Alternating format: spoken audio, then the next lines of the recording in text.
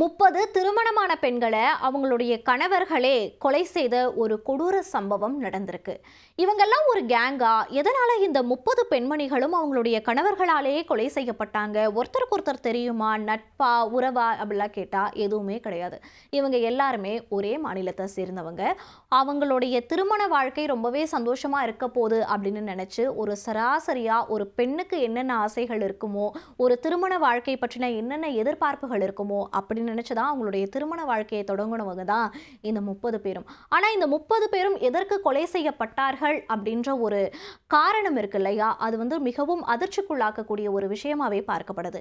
என்ன காரணம் அப்படின்னு சொல்லி பார்க்கலாம். முதல்ல இது எங்க நடந்துச்சு அப்படின்னு சொல்லி பார்த்தோம்னா, சத்தீஸ்கர் மாநிலத்துல ஒரு தகவல் வெளியாயிருக்கு. என்னன்னா, இந்த சத்தீஸ்கர் மாநிலத்துல 30 பெண்கள் அவங்களுடைய கணவர்களாலேயே கொலை செய்யப்பட்டிருக்காங்க அப்படின்ற ஒரு தகவல் இப்ப சமீபத்துல வெளியாகி அதிர்ச்சிக்குள்ளாக்கியிருக்கு ஒட்டுமொத்த இந்திய நாட்டையே.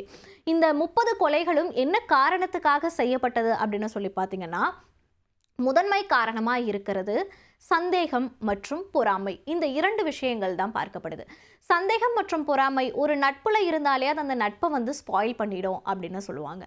அப்போ அது ஒரு திருமண பந்தத்துக்குள்ள அது போகுது அப்படின்னும் போது அந்த சந்தேகமும் அந்த பொறாமையும் அந்த திருமண பந்தத்தையே அழிச்சிடுது. இதுவே கணவர்களுக்கும் சரி, மனைவியா இருந்தாலும் சரி, கோபத்தை தூண்டக்கூடிய விஷயமாகவும் அந்த உறவை ஸ்பாயில் ஆக்கக்கூடிய விஷயமாகவும் பார்க்கப்படுது. ஸோ இந்த சந்தேகம் மற்றும் பொறாமை அப்படின்ற காரணத்தினால 10 கொலைகள் நடந்திருக்கு அப்படின்ற ஒரு தகவல் கிடைக்கப்பெற்றிருக்கு. அதன் பிறகு மதுப்பழக்கத்தினால 6 கொலைகள் நடந்திருக்கு. அதாவது கணவர்கள் மனைவிகளை இந்த குடிப்பழக்கத்தினால ரொம்பவே துன்புறுத்துற விஷயம் நாடு முழுக்க அரங்கேறிட்டு இருக்கு. பல்வேறு குடும்பங்களில் பல்வேறு இன்னல்களை பெண்மணிகள் சந்திச்சுட்டே வராங்க. ஸோ அது போல இந்த சத்தீஸ்கர் மாநிலத்தில் இந்த குறிப்பிட்ட இந்த 10 கொலையில் 6 கொலைகள் மது அருந்தி தாக்கின விஷயங்களால கொலை செய்யப்படக்கூடிய விஷயமா பார்க்கப்படுது. அடுத்ததா செக்ஷுவல் ஹராஸ்மெண்ட்னால 2 கொலைகள் நடந்திருக்கு. இதுக்கு என்ன காரணம் அப்படின்னு சொல்லி பார்த்தீங்கன்னா, இப்போ செக்ஷுவல் ஹராஸ்மெண்ட் சொல்லும்போது திருமண உறவுலேயே நீங்கள் இருந்தாலும் கூட மனைவிக்கு விருப்பம் இல்லைன்னா நீங்கள் தொடக்கூடாது, கணவர்கள் மனைவிகளை தொடக்கூடாது அவங்களுக்கு விருப்பம் இல்லாத பட்சத்தில் அப்படின்னு கோர்ட்டே கருத்து சொல்லியிருக்காங்க.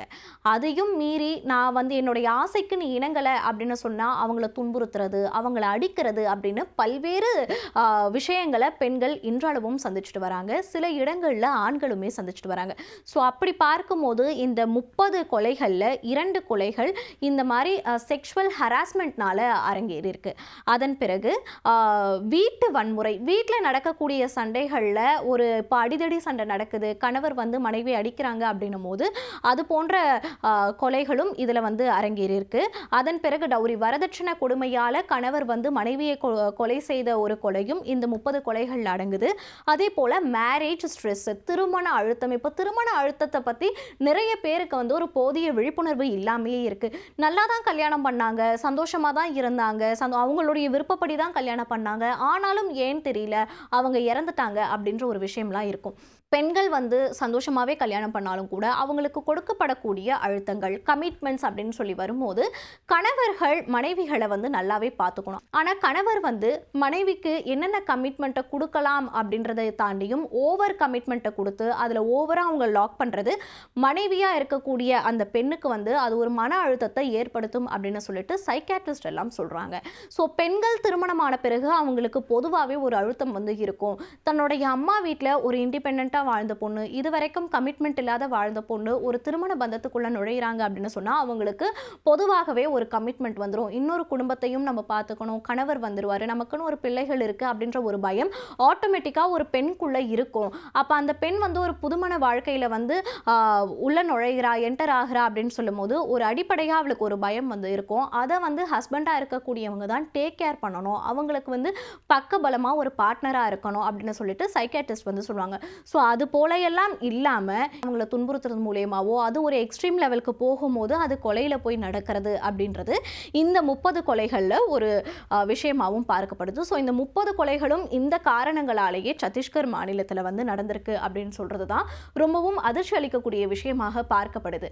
இப்போ இந்த தகவலை எப்படி பார்க்க வேண்டியதா இருக்கு அப்படின்னு சமூக ஆர்வலர்கள் எல்லாம் ஒரு கருத்து சொல்றாங்க அப்படின்னு சொல்லி பார்த்தீங்கன்னா, சோனம் ரகுவன்ஷி அப்படின்னு சொல்லிட்டு ஒரு பெண் தன்னுடைய கணவரை ஹனிமூனுக்கு கூட்டிட்டு போயிட்டு அங்க அவரை கொலை செஞ்ச சம்பவம், அதாவது மேகாலயா ஹனிமூன் மர்டர் கேஸ் அப்படின்றது இந்தியாவையே உலுக்கி எடுத்த ஒரு நிகழ்வாக பார்க்கப்படுது. அந்த நிகழ்வுக்கு இன்னும் ஒரு தீர்ப்பு வந்து வழங்கப்படல அந்த கொலை சம்பவத்துக்கு.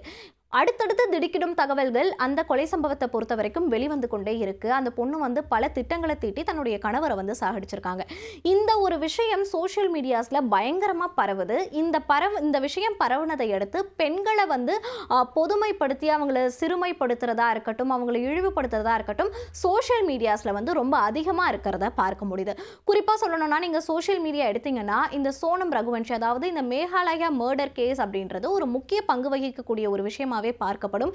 நீங்கள் எந்த ஃபீட்ஸ் ஓப்பன் பண்ணாலும் கூட இந்த ஒரு கேஸை நீங்கள் பார்க்காத ஒரு நாளே இருக்க முடியாது. அந்த அளவுக்கு இது ஒரு ட்ரெண்டிங் டாப்பிக்காகவே இருந்துகிட்டு இருக்கு இன்றைய அளவும் கூட. இப்போ இதில் என்ன ஒரு தாக்கம் ஏற்பட்டிருக்கு அப்படின்னு சொல்லி பார்த்தீங்கன்னா, ஒரு நெகட்டிவிட்டியா பெண்கள்னாலே இப்படிதான், அவங்க வந்து துரோகிங்க, அவங்கள வந்து இழிவா பேசக்கூடிய ஒரு செயல் அப்படின்றது சமூக வலைதளங்கள்ல தொடர்ந்து நடந்துகிட்டே தான் இருக்கு. அதுக்கு பதிலளிக்கக்கூடிய விஷயமா தான் இந்த தகவல் வந்து வெளியாகிருக்கு அப்படின்னு சொல்லிட்டு, அதே போல சமூக ஆர்வலர்கள் சொல்லக்கூடிய கருத்து என்னன்னா, ஒரு குற்றத்தை குற்றமா பாருங்க, அதை எதுக்கு பாலின பிரிவினையா பிரிக்கிறீங்க அப்படின்னு சொல்றாங்க. ஆண் பண்ணா என்ன, பெண் பண்ணா என்ன, குற்றம் குற்றம் தான். ஒரு திருட்டு வேலையை யார் பண்ணாலும் குற்றம் தான். பெண் பண்ணா குற்றம் இல்லை, ஆண் பண்ணா குற்றம் இல்லை அப்படின்னு எல்லாம் கிடையாது. குற்றம் குற்றம் தான். கொலை யாரு பண்ணாலும் குற்றம் தான். ஆனால் அது எப்படி மாறுது அப்படின்னு சொன்னா, பெண்கள்னாலே இப்படி கொலை பண்ணக்கூடியவங்க ஹனிமூனுக்கு கூட்டிட்டு போயிட்டு கொலை பண்ணிடுவாங்க, திருமணத்துக்கு பிறகு இப்படி கொலை பண்ணிடுவாங்க அப்படின்ற ஒரு மனப்பான்மை வந்து இப்போ சோஷியல் மீடியாஸ்ல அதிக அளவு பகிரப்பட்டு அது மனிதர்களுக்குள்ள இன்சிஸ்ட் பண்ணப்படுது அப்படின்னு சொல்லிட்டு சமூக ஆர்வலர்களும் சரி, சைக்காட்ரிஸ்டும் சரி இந்த ஒரு கருத்தை வந்து சொல்றாங்க. அது மட்டும் இல்லாம இதுல முக்கியமான விஷயம் என்ன அப்படின்னு சொல்லி பார்த்தீங்கன்னா, இப்போ ரீசன்ட் டேஸா நிறைய இப்போ மனைவிகள் வந்து கணவர்களை கொலை பண்ணுறாங்க. கொலை பண்ணி ஒரு ட்ரம்மில் போட்டு சிமெண்ட் கலவையை ஊற்றி வைக்கிறாங்க, மலை உச்சியில் இருந்து தள்ளி விடுறாங்க, 35 துண்டுகளாக வெட்டிடுவேன் அப்படின்னு சொல்லிட்டு சொல்கிறாங்க. இது போன்ற கேசஸ் எல்லாம் அதிகமாக வருது. இப்போ அந்த கேசஸ் எல்லாம் அதிகமாக வரதுனால பெண்கள் மட்டுமே கொலை பண்ணுறாங்க அப்படின்னு கிடையாது, ஆண்களும் தான் கொலை பண்ணுறாங்க. சோஷியல் மீடியாவில் ஒரு பெண்ணை வந்து பயங்கரமாக சித்தரிக்கிற வேலை வந்து நடக்கும். அதே போல் இப்போ ஒரு ஆண் வந்து ஒரு சோஷியல் மீடியாவில் ஒரு போஸ்ட் போடுறதுக்கும் ஒரு பெண் வந்து ஒரு போஸ்ட் போடுறதுக்கும் நிறைய வித்தியாசங்கள் இருக்கும். ஒரு பொண்ணு வந்து ஒரு போஸ்ட் போடுறாங்க அப்படின்னு சொன்னா அவங்க வந்து பல்வேறு விஷயங்களை வந்து கருத்தில் கொண்டு பல்வேறு விதங்களா யோசிச்சு தான் ஒரு போஸ்ட் வந்து போட வேண்டி இருக்கும். இன்னமும் பெண்களுக்கு வந்து சமூகத்துல பல்வேறு ரெஸ்ட்ரிக்ஷன்ஸ் வந்து இருந்துகிட்டு தான் இருக்கு. நீ இதை பண்ணணும், இதை பண்ணக்கூடாது அப்படின்னு சொல்லிட்டு. ஆனா அதையெல்லாம் தாண்டி தான் அவங்க வந்து இப்போ பல்வேறு துறைகளில் முன்னேறிட்டு இருக்காங்க. இருந்தாலும் அவங்க சுதந்திரமா இருக்காங்களா அப்படின்னு கேட்டா அது வந்து முழுமை பெறல அப்படின்னு சொல்லிட்டு தான் சைக்காட்ரிஸ்டும் சரி, சமூக ஆர்வலர்களும் சரி சொல்றாங்க. இப்போ இதுவே ஒரு ஆண் பண்ணா அப்படின்னு சொன்னா ஆண் வந்து ஆணாதிக்க சிந்தனையில் இதை பண்ணிட்டான் அப்படின்னா அந்த விஷயத்தையே வந்து முடிச்சிடுறாங்க. இதுவே ஒரு பெண் பண்ணா ஒரு பெண் இப்படி பண்ணலாமா, ஒரு தாயா இருக்கக்கூடிய ஒரு பெண் இப்படி பண்ணலாமா அப்படின்னு சொல்லிட்டு அந்த பெண்மையை வந்து குளோரிஃபை பண்ணி அவங்க இப்படி பண்ணிட்டாங்களேன்னு சொல்லிட்டு பெண் இனத்தையே வந்து இழிவுபடுத்தக்கூடிய செயல் வந்து சோஷியல் மீடியாஸ்ல இப்ப நடக்குது அப்படின்னு சொல்லிட்டு சமூக ஆர்வலர்கள் ஒரு கருத்து வந்து பதிவிடுறாங்க. இதனாலேயே ஒரு சில பேர் ஒரு சில குற்றங்களை செய்யறதுனாலேயே மொத்த பெண்ணினத்தையும் இழிவுபடுத்துற வேலை சோஷியல் மீடியாஸ்ல அதிகமாக நடக்குது. இப்போ ஒரு ஆண் வந்து இந்த மாதிரி பண்ணிட்டாங்க அப்படின்னு சொன்னா ஆண்கள்னாலே இப்படின்னு சொன்னா அவங்களுக்கு எப்படி கோவம் வருமோ அதே போலதான் பெண்கள்னாலே இப்படின்னு சொன்னா எல்லாருக்கும் கோவம் வரும். முதல்ல இந்த பொது உடைமையா பேசுறதை வந்து நிறுத்தணும், இந்த மாதிரி இழிவுபடுத்தக்கூடிய செயல்கள்ல அப்படின்னு சொல்லிட்டு பல்வேறு கண்டனங்கள் வந்து இப்போ வலுத்து கொண்டே வருது. ஏன் அப்படின்னு சொன்னா ஒரு நியூஸா பார்க்கறதையும் தாண்டி இந்த குற்றத்தை வந்து நம்ம ஒரு அவேர்னஸா எடுத்துக்கணும். இந்த மாதிரி எல்லாம் குற்றம் நடக்கும், இந்த மாதிரி எல்லாம் நடக்குது, அப்ப நம்ம வந்து இதை எப்படி கையாளணும் அப்படின்னு சொல்லிட்டெல்லாம் ஒரு பார்வை இருக்கு. அந்த பார்வையை பார்க்காம பெண்கள்னாலே இப்படிதான், ஆண்கள்னாலே இப்படிதான் அப்படின்ற ஒரு ஜோனுக்கு வந்து சோஷியல் மீடியா யூசர்ஸ் வந்து அதிக அளவில் போறாங்க அப்படின்னு சொல்லிட்டு சைக்காட்ரிஸ்ட்லாம் வந்து சொல்லக்கூடிய ஒரு கருத்தா பார்க்கப்படுது. இப்போ சத்தீஸ்கர் மாநிலத்தில் இந்த மாதிரி ஒரு அவல நிலையானது அரங்கேறி இருக்கிறது, அந்த தகவல் இப்போ வெளிவந்திருக்கிறது. இது ஒரு தக்க பதிலடி கொடுக்கக்கூடிய ஒரு செய்தியாவே பார்க்கப்படுது அப்படின்ற ஒரு தகவலையும் சமூக ஆர்வலர்கள் எல்லாமே கருத்து பதிவு பண்ணிட்டு வராங்க. குற்றம் யார் பண்ணாலும் குற்றம் தான், ஆண் பெண் அப்படின்ற ஒரு பேதமெல்லாம் அதுக்கு இல்லை அப்படின்னு சொல்லிட்டும் வல்லுநர்கள் எல்லாம் சொல்லக்கூடிய ஒரு விஷயமா பார்க்கப்படுது.